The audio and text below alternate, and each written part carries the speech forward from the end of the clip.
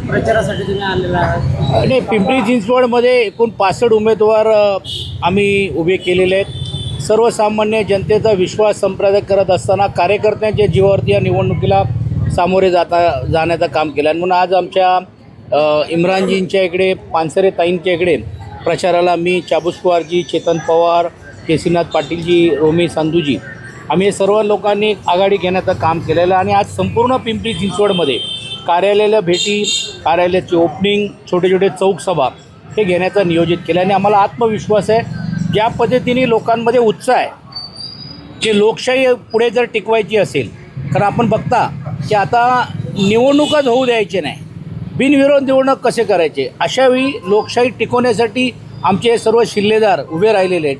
आणि जो प्रतिसाद पाहता आम्हाला निश्चितपणे खात्री आहे की लोकांचा कौल हा आमच्यावर राहिल्याशिवाय राहणार नाही. काल अजित पवार शहरामध्ये आले होते, ते भाजपनं पूर्ण महानगरपालिका लुटून खाल्ली, लुटारून ती पोळी भाजप. चला उशिरा का होईना, परंतु त्यांना या गोष्टीची जाणीव झाली की गेल्या 5 वर्ष आम्ही बोलत होतो.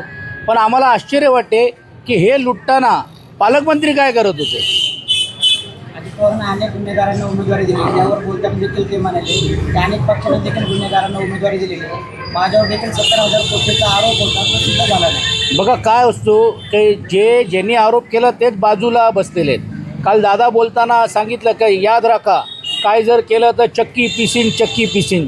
आता जे त्यांच्याबद्दल चक्की पिसिंग म्हणत होते ते आता काहीच बोलायला तयार नाही आहे. तर हे सर्व सत्ताकरण, अर्थकरणचं राजकारण चाललेलं आहे.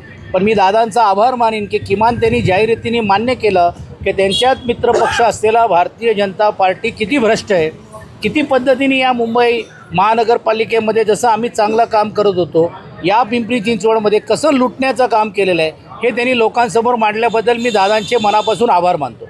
या निवडणुकीला सामोरे जातात. जय महाराष्ट्र. मी रफिया इम्रान पानसरे. मी आता निवडणुकीच्या क्षेत्रात उतरलेली आहे. माझे खूप लोकांचा मला पाठिंबा आहे आणि इतके वर्षानंतर होतं आहे, म्हणजे कुठं ना कुठं लोकांनाही काही नवीन चेहरा हवा आहे.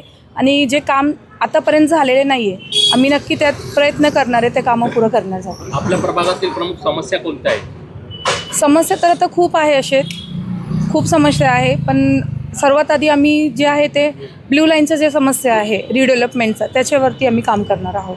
आपण प्रचारात कोणते मुद्दे घेऊन मतदारांपर्यंत जातात? महिलांची सुरक्षा, मुलांची सुरक्षा. आता किती मुलं गायब होतात ते तुम्ही बघितलं आहे. ते सर्व महत्त्वाचा मुद्दा आहे. ते आपले फ्युचर आहेत मुलं, आणि तेच गायब होतात ते. आणि आपली महिला, त्यांच्या सुरक्षेसाठी आम्ही काम करणार आहोत. प्रचाराला जात असताना नागरिकांच्या काय समस्या तुमच्यापर्यंत पोहोचतात? खूप समस्या आहे. महिलांचं जास्त खूप समस्या आहे. पाणीचा प्रॉब्लेम, त्रास आहे, ड्रेनेज लिकेज आहेत, आणि सफाई नाही आहे, म्हणजे स्वच्छता नाही आहे. अशी खूप समस्या आहेत महिलांचे. मतदारांना काय आव्हान करा? मतदारांना मी हाच आव्हान करणार आहेत, तुम्ही इतके वर्ष झाले लोकांना तुम्ही संधी दिली, ते इतके वर्षापासून काम करतात आहे. तुम्ही बघितलं त्यांनी काय केलं तुमच्यासाठी, काय नाही केलं. आता कुठंतरी एक नवीन चेहऱ्याला तुम्ही संधी द्या, आणि आम्ही पूर्णपणे तुमचे जे काही प्रश्न असतील त्यांना सोडवण्यासाठी काम करणार.